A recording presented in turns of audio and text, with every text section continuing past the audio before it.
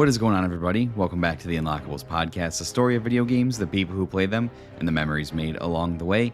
As always, I'm your host. My name is Eric. I'd like to thank you so much for tuning in, wherever, whenever, in time and space you may be located. It means so much to me that you are here checking out the show, checking out what is going on in the world of video games. Today's episode is going to be a little bit different from the previous couple of episodes. Those episodes I have scripted pretty heavily to get my thoughts out into the world and kind of work on my writing and thoughts and trying to do all that stuff. This episode is pretty unscripted. I don't have any notes in front of me. It's kind of just going to be me shooting from the hip because it's something that I wanted to talk about, but something I didn't really have the time to prepare. An in-depth script, which these days a scripted thing like that takes me a couple of weeks to go through and get the motivation to write and get the courage to finally accept that the thing I wrote was good and not just a steaming pile of poop that I'm about to put out on the internet. So you're going to listen to me ramble for 10, 15, 20 minutes, however long this takes. But I wanted to talk about it because it was something that honestly affected me more than I thought it was going to when I read the news. And that news is, of course, that Destiny 2 was going to cease active development as of June 2026.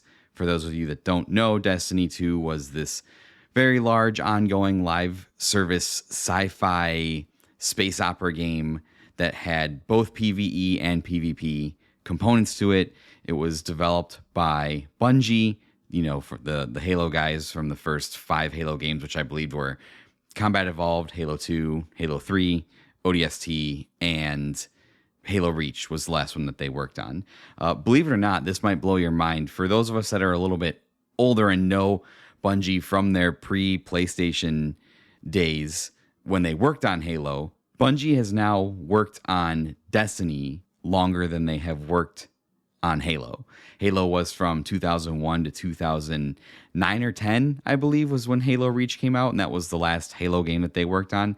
Bungie has been working on Destiny from 2014 to 2026. Originally, it was published by Activision for the first 5 years, which included the original runs of Destiny 1 and Destiny 2, and then Bungie has been self-publishing it ever since they went over to the PlayStation brand. So that's been kind of all that kind of corporate stuff that's going on with Bungie over the years. But yeah, it's really surprising as a fan of the Halo franchise, the original Halo franchise, being Combat Evolved 2, 3, ODST, and Reach, that they've actually worked on Destiny longer than Halo, because I still think that Bungie, at least among older fans, is very, very well known and respected for the work they did with Halo, considering that 343 Industries and Microsoft haven't really necessarily been the best steward of Halo since Bungie left, but that's a different topic and episode altogether. I haven't gotten a chance to talk about Destiny much on my show, just because the way my show has kind of gone, I've talked about more RPGs and story-based games and games like that, where I feel like I can either ramble by myself or write about them and talk about them in that type of format. Destiny was a pretty big part of my life in the mid-2010s when I was still in my competitive shooter phase, when I was still playing a lot of Call of Duty and Overwatch came out and games like that. Really, my interest in playing the competitive shooter games kind of died off when the whole transition to live service took place, really kind of around the time Fortnite came out, and I believe that was 2017. So Destiny had come out 3 years prior to Fortnite becoming the battle royale sensation that it turned into. But when it came out in 2014, I had just finished college and I was kind of getting my career off the ground. And some of my friends were also either getting their careers off the ground or finishing up like their last year of college. And we were all playing Destiny 1 together. And what Destiny was in its original incarnation, I believe the acronym that they came up with to define it was really funny long acronym, was an FPS MMO RPG. And it really was structured more like a traditional MMO, like World of Warcraft, where they would come out with the base game. It had like a base story and set of events and content to do. And then every year they were trying to release a like DLC as a major expansion pack, the way that World of Warcraft would release a major expansion pack like a Mists of Pandaria or the Burning Crusade, or I can't remember the other dozens of WoW expansions that there have been off the top of my head, but it's basically like it was like an MMO expansion that would come out and add to the world of Destiny. And Destiny 1 had like 3 or 4 major expansions that came out, where it was like the Dark Below, House of Wolves, Taken King, Rise of Iron, I believe, were the 4 big ones, and there might have been some smaller stuff that happened in between that. Me and my friends played a lot of that original run of Destiny 1. We did most of all of the raids together. We logged in every week to do all of the events and checklist stuff and get all the loot for all of our multiple characters. All of our friends ran like multiple characters on Destiny 1, and it was pretty crazy. And we logged in to do that every single week. It was like part of our life routine. It was something that we would do. We weren't going out and meeting up at the bar for drinks. We were hopping on Destiny to check off our daily and weekly objectives to get more loot. So that just became part of our lives for like 2.5 to 3 years. And then when Destiny 2 came out, we kind of fell off a little bit. I remember we all jumped on and played the original base game of Destiny 2 and did the Leviathan raid, or whatever that raid was called, for the first one for the Cabal. And then we just kind of fell off of it. We kind of established our lives and gotten our careers off the ground, and a lot of us were dating or starting to date and trying to get like our families together and seeing what life was like beyond college, now that we had all been out for a couple years. And around this time too, the live service craze had hit, and Destiny was beginning this transformation into a full live service game. I would say it resembles more of a live service game than an MMO now, because in addition to these major story content updates they were doing every year, they were doing like seasonal events and battle passes and things like that to squeeze every dollar they could out of you and to give you constant new stuff to do like every week and every month to keep you playing the game, because that's how they needed they need you to play the game so that they keep making money off of you. The more they could keep you in the game, the more money they could make off of you. So they released new content every year. I think I said Destiny 1 had 4 content expansions. I'm looking at the Wikipedia page. It said that Destiny 2 had 10 expansion packs. I played 8 of those because the 8th one was called The Final Shape, and that was the end of this big saga that Destiny had been telling since like the first game. It wrapped up this incredibly huge story arc that they had been basically building up to since the first game was released. And I didn't play all the releases or the expansions like right when they came out. I'd honestly let a couple of them like pile up, and then usually they would go on sale in bunches, and I would buy them in bunches and just kind of spend like a day or two playing all of like the campaign stuff and catching up on the story. I didn't have friends that played the series anymore, so I wasn't able to do a lot of the high level, high end content, end game content that was like the raids and these dungeons that they were releasing. I was just never able to do that, even though the raids were one of my favorite parts of playing the original Destiny. So I played the 8th expansion, The Final Shape, which wrapped up this big long story arc that they'd been telling. I felt duty bound as a guardian, as a former full-time guardian almost, to go back and experience the end of this story arc I'd kind of been on with Bungie for the last 12 years. And so when the announcement came down, I don't remember where I read it, if it was on one of the publications or somebody posted it online somewhere, that Destiny 2 was ending active development. I kind of understood immediately that this was the end of the road for this MMO / live service hybrid game that, looking at the landscape of video games right now, is really unique amongst the offerings that are out there.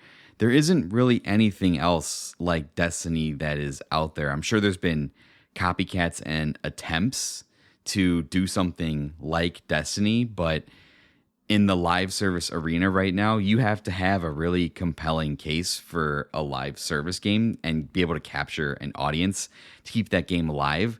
Otherwise, a lot of these live service games that come out are just dying premature deaths because people will play it and the player counts will just drop, and then you can't sustain a game like that unless a community forms around it. And while the Destiny community has certainly shrank over the years, people would always come back. There'd always be bumps when those big content releases, when those big expansion packs would come out. And Destiny stood unique amongst even the Titan live service games, like I mentioned, Fortnite and Apex, and more recently Arc Raiders, in the fact that while those games might have some story stuff going on, I never heard that the story stuff was like the main focus. Like, I know there's story stuff going on in Fortnite, but to me, all the major like story events that are happening, like the most recent one that happened I saw online was this giant monster was like attacking the island, and then there's this stupid event where like the Megazord from Power Rangers and Godzilla and like all these things like converge to fight it, and I'm like, what are we doing here? This is just basically a cameo fest to try and like part people from their dollars.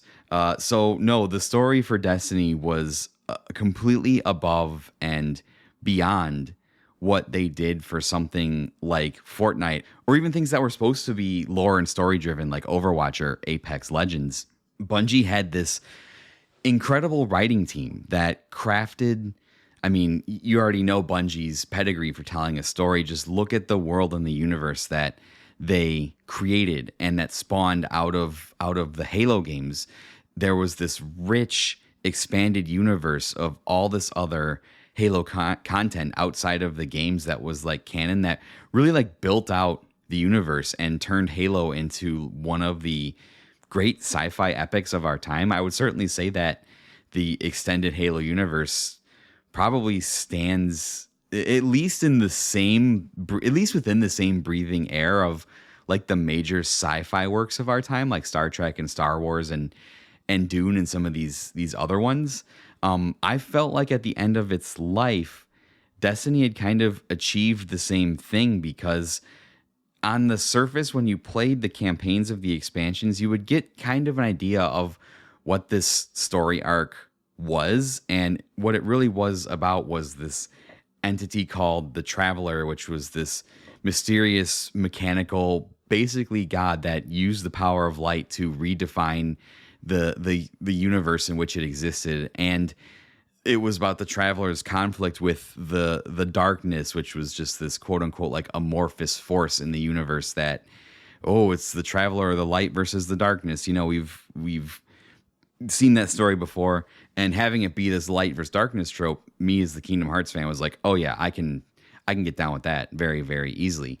But they built out this very like surface level concept, and they gave you tidbits and pieces of lore that were like not always upfront with you. They were very like mysteriously written, and they were kind of like written in message and code, and they weren't always directly naming the things that they were referencing. So you would have to like find all these lore pieces and these grimoire pieces that you would get from like playing the game and exploring and doing different events.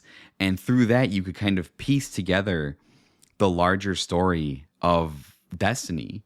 And what you came to understand was it wasn't just about this thing called the Traveler that appeared to humanity and helped fight the darkness. It was this incredible sci-fi space opera that was really trying to define like what the state of the universe is itself. And it talks about all of these insane things like cosmic entities. Like it even leads into like a little bit of like cosmic horror and eldritch gods and different dimensions. And it really turned into this absolutely insane sci-fi story that they would feed to you through these seasonal content updates, these major expansions.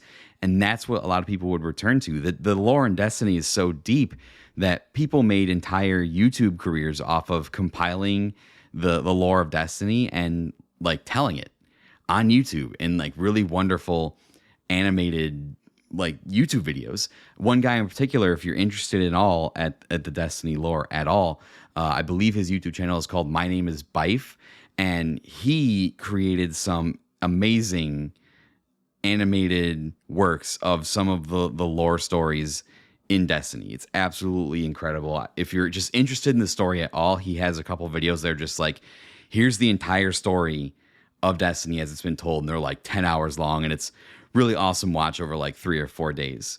So the most interesting thing about Destiny was the fact that it was a narrative driven live service game as opposed to a content driven live service game, if that makes sense.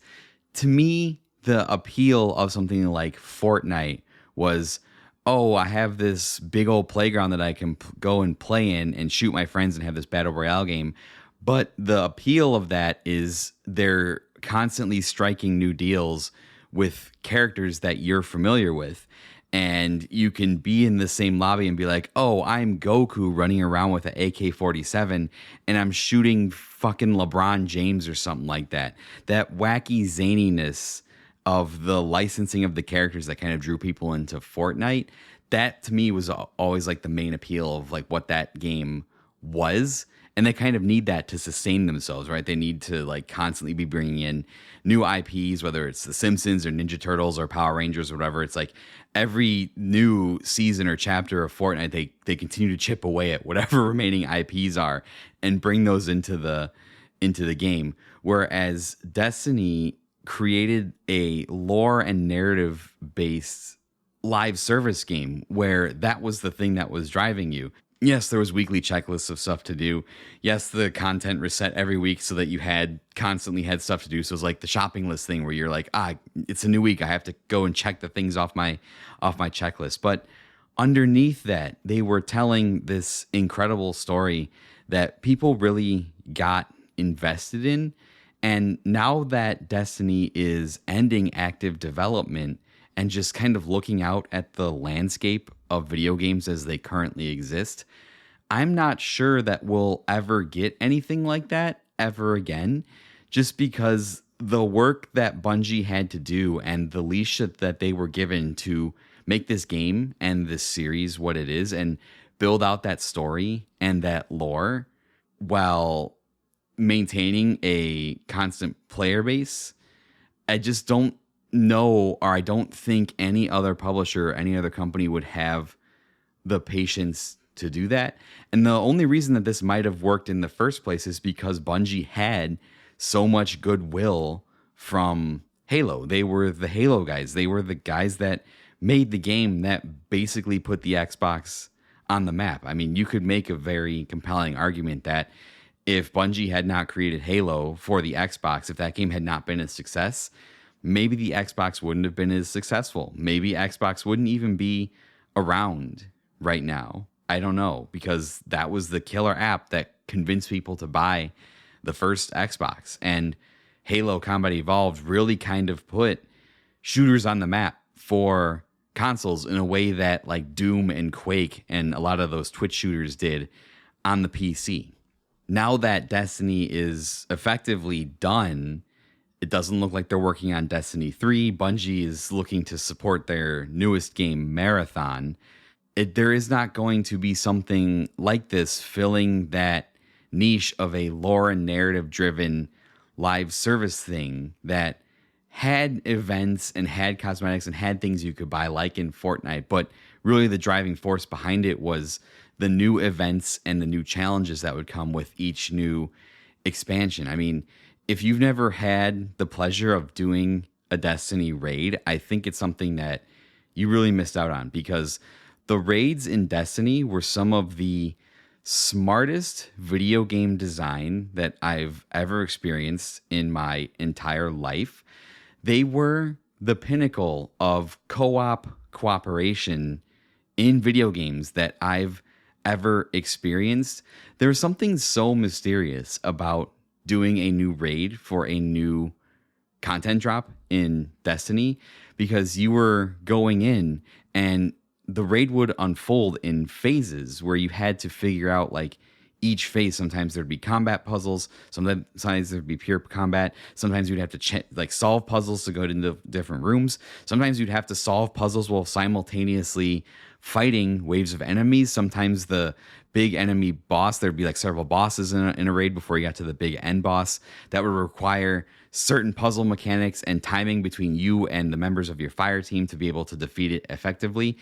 It was one of the most challenging but satisfying rewards in video games, was completing a Destiny raid with your fire team, because it really was, until you kind of mastered the mechanics of the raid, it would take you several hours to go through each raid, and it would take you cooperating at each step to kind of advance to the next step. It was the absolute pinnacle of cooperative video game design that I think everybody should had the opportunity to experience. And that is now, again, that is something that we are losing in this space, because I don't think anybody is interested in designing something like that for a live service video game, when, you know, something like Fortnite or Apex is easier to just put out and it's just dudes running around shooting each other. And I know I'm being derivative. I'm insulting Apex and Fortnite. I know that they have like very strong player bases, and those games are very much loved by everybody. I'm not like degrading Fortnite and Apex just because. I'm just pointing out the difference between something like Destiny, where it's like this very rich and lore heavy. Like, I would argue that the gunplay in Destiny is the best of any game of the last decade, like hands down. Like there's one thing that Bungie does really well, and they make really damn fun shooters to play. Anybody that has played Halo could attest to that. And so it was this really, really high level of gunplay, this really, really high level of cooperative video game design, and a really, really high level of narrative and lore storytelling. And while not all of these things worked at a high level all the time, there were definitely peaks and valleys to each expansion release where the community felt like really good about the state of the game, and then they felt really bad about the state of the game. And it would kind of ping pong back and forth as Bungie continued to struggle to try and deliver more content to their fans, and it would just ping pong back and forth. And I think eventually by the end, it was just seeing the landscape of the way the industry is going. I kind of felt like for a while that this would be the natural conclusion, and they're wrapping it up. There's not going to be any new content. So the game will go in to basically a stasis mode where the stuff will be available to play, but it won't be updated anymore. And for a game like Destiny that feels like it needs updating to survive, like that was the whole point of continuing to play it. You would grind for gear, and then new expansions would drop. There'd be new gear to grind for, new story content to experience, new raid content to experience. I mean, updating and changing was the lifeblood of Destiny, and it felt like that was the first video game that I ever experienced where that was kind of the case. I mean, every expansion you were going back, you were never playing the same game once a new expansion came out. It changed. So you could never go back and play and experience the game in the state it was before, just like in World of Warcraft. And that was why they released WoW Classic, so you could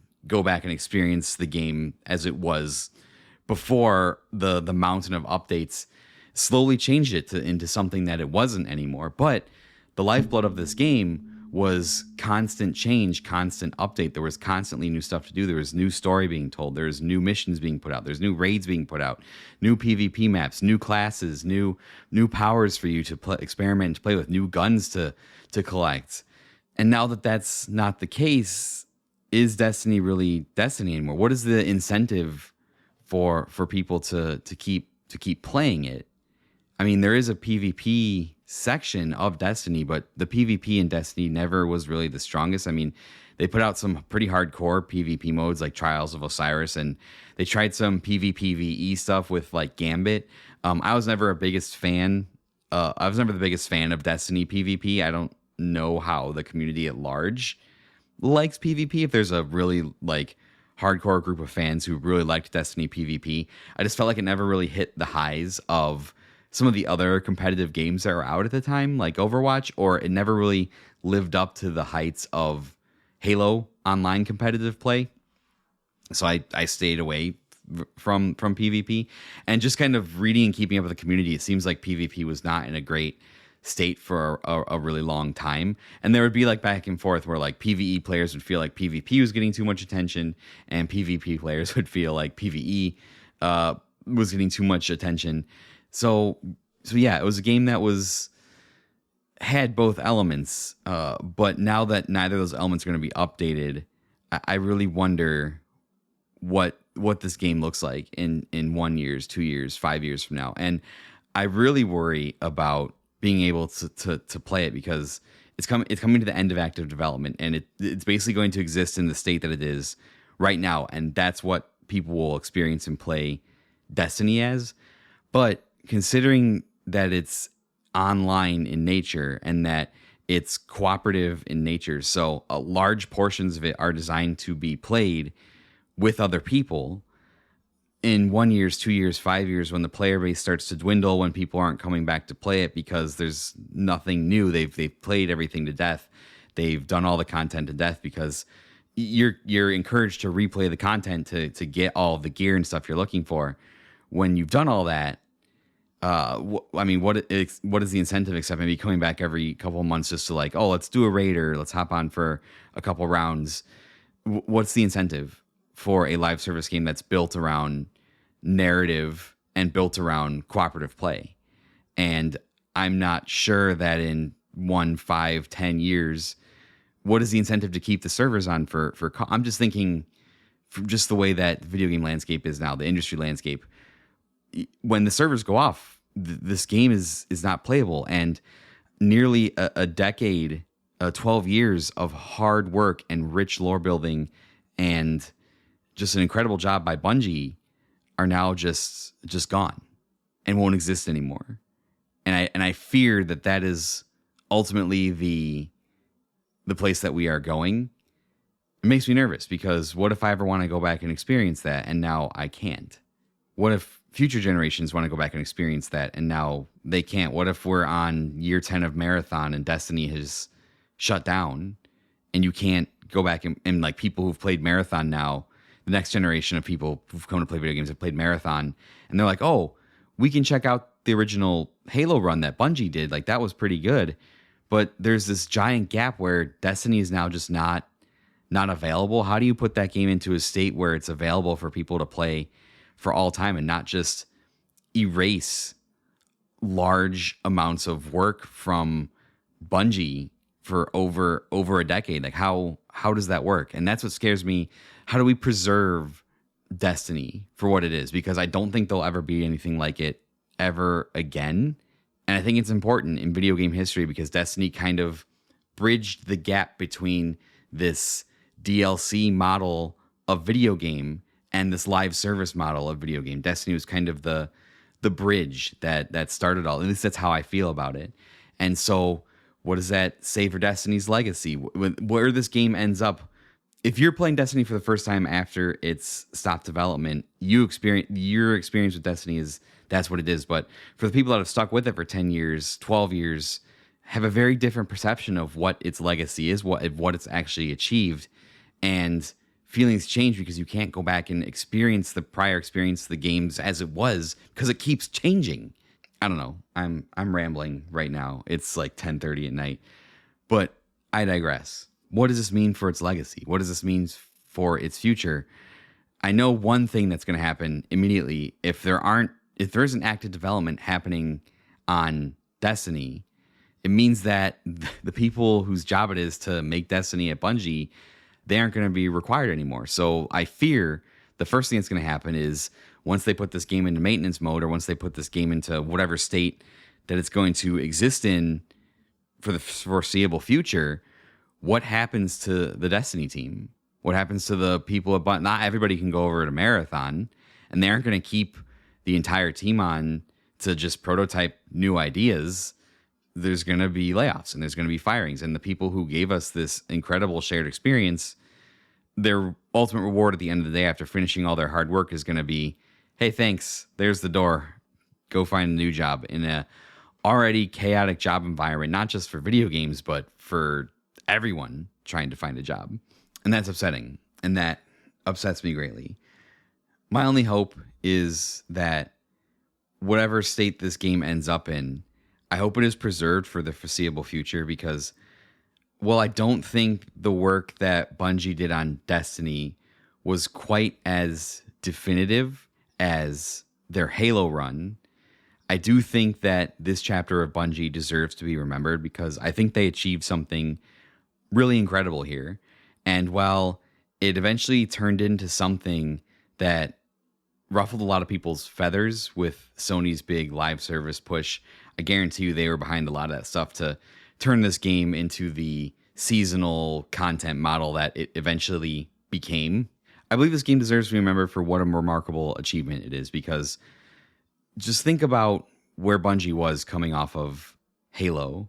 They just made basically 5 masterpiece video games. I mean, I don't really know how I feel about ODST. I think I've only played it once, but I can very definitively say that Halo 1, 2, 3, and Reach are some of my favorite video games of all time.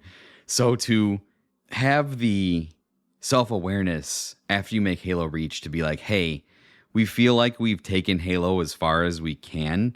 We want to do something different. And then you leave Microsoft, who you've worked with and helped define their platform, and go off and start this new thing. And this new thing runs longer than the original run of the Halo series. I think that's really impressive, considering the weight of expectations that must have been on them to deliver something like Halo. I mean, imagine like the first thing you work on is something that is Halo level. And we've seen a lot of creatives release an initial offering like, hey, this is like my first album, or this is like my first run of albums, or my first video game, or whatever. And then that thing just becomes so successful that that person is never able to escape the shadow of what they created. And while I don't think anyone ever forgot Bungie for making Halo, considering how the later Halo games 4, 5, and Infinite have been received since Bungie's been gone, I do think that anybody who's a little bit younger would recognize Bungie as not the guys who made Halo, but as the guys who have made Destiny for the last 12 years, especially if you're younger. Now, I understand that when I reference Bungie, I refer to them as the collective, and not all the same people who worked on Halo ended up staying on at Bungie for the entire run of Destiny. Those people have gone off to do other things. So I've really been trying to convince people to listen to me, to break out of this mindset of thinking about a video game developer like this monolithic entity, like it's just this thing where, oh, you put money into it and like something happens on the inside that you don't know what, and it comes out. This is years of hard work by people who would come to define this era of Bungie, and while they may not be the Halo people, their work ultimately lasted longer than work on the original Halo series did. And this is an important chapter in the story of Bungie. It's an important chapter in the story of video games. And I just worry, like so many games that we've lost or have been delisted or depublished over the years, that the ultimate fate of Destiny is that it is going to be unavailable to play in 5 or 10 years down the road, when it does not make financial sense for them to keep hosting the game on servers and have it keep taking up server space. I don't trust that they will just honor the work and preserve it and make it available to play if they decide to shut down all the servers, because it's a game that's required you to be online. What Destiny has achieved, well, at times not great and at other times very great, it deserves to be preserved. It deserves to be remembered. I know I'll certainly remember it. I'll remember the times that I've had with it fondly. I'll remember the incredible story that it told. But I think this game deserves to live a life beyond. If the server shut down, the only life that this game has is in the videos and articles that people made and wrote about it while it was still alive. And I think for that to ultimately be Destiny's fate would be really upsetting. And I really hope that they find a way to preserve this and make it available to play in the future when they eventually move away from it. Maybe there'll be a revival. Maybe I'm just being pessimistic. maybe after a couple years of Marathon, it seems to me that Destiny over the years had become pretty bloated. That seemed to be the general consensus of the community. A lot of people were looking for Destiny 3 to be like a hard reset for the series. Maybe down the road we'll get that. I don't know. Maybe Bungie is focusing on Marathon now. Maybe they'll want to do something else. Maybe, given some of the financial stuff that's come out about Bungie and PlayStation stuff, maybe Bungie is not much longer for this earth if they decide to shut it down. As it seems like your studio has to make infinite money, and just making a little bit of money is not as acceptable. And then you'll just be put on the chopping block and closed down for tax relief purposes. So we'll see. But I think that Destiny deserves to be remembered. I think that we should celebrate the last bit of content that we're going to get before it goes into maintenance mode. But yeah, I'll remember this game fondly for what it was, the experiences that I had with it. And I hope it sticks around in case I want to go back and experience some of that later down the road. I hope it's available for me to maybe write about one day if it's something I want to go back and write about. Maybe they'll do something like release a Destiny Classic where they will release the game in the state that it originally was before they added on all this bloated live service stuff. Although I will admit, original vanilla Destiny 1 was pretty rough when it came out. There was not a lot of content once you completed the main campaign and like the one raid that was included with vanilla Destiny. It was pretty bare bones, but we'll have to see. I hope that there's more of this series in the future. I ended up loving it a lot more than I thought I would. But for now, that's the story of Destiny, and we'll have to see where it goes in the future. Thank you guys so much for listening. I'm continuing to put out content sporadically on the main podcast feeds and on my YouTube channel. I've got some exciting stuff coming up for the YouTube channel that I've been diligently writing. It just takes me a little bit longer to write and then edit a video to put out there. I don't want to completely abandon the audio feed, the podcast feed, so I try to make some different stuff and put it up on the podcast feed for whoever will listen to my insane ramblings. Anyways, follow me on all the social medias, linktr.ee/Unlockables podcast. You can come in the Discord. Discord's pretty dead, though, just because I don't have a lot of time to spend online, given my current life circumstances. Follow me over on Blue Sky on Instagram. Like I said, Discord's not super active, but if you see me in there or if you follow me on either of those social media platforms, just message me, reach out. I love talking to new people. I love meeting new people. I love talking about video games as long as you're not mean about it. If you're genuinely enthusiastic about video games and not some kind of weird like person that hates every game that they play if it doesn't cater to them, yeah, go ahead and hit me up. I'd love to talk to you. I'll talk your ear off about any kind of video game that you want to talk about. Even if it's something I haven't played, even if it's something you want to express your love of to me that I've never played before, I will listen to you express your love of that thing, because I love it when people listen to me express my love of a certain thing, which is basically what I did with this episode, because I really love Destiny, and hopefully you've listened to me express my love of Kingdom Hearts over the 30 episodes of that content that I've put out. So if you've listened to my stuff, it's the least I can do to listen to you like express your love to a video game for me in paragraphs if you want to message me. So just go ahead and do that. I really love to hear from you. linktr.ee/Unlockables podcast. And always remember, it's not just the story of video games, it's the story of you.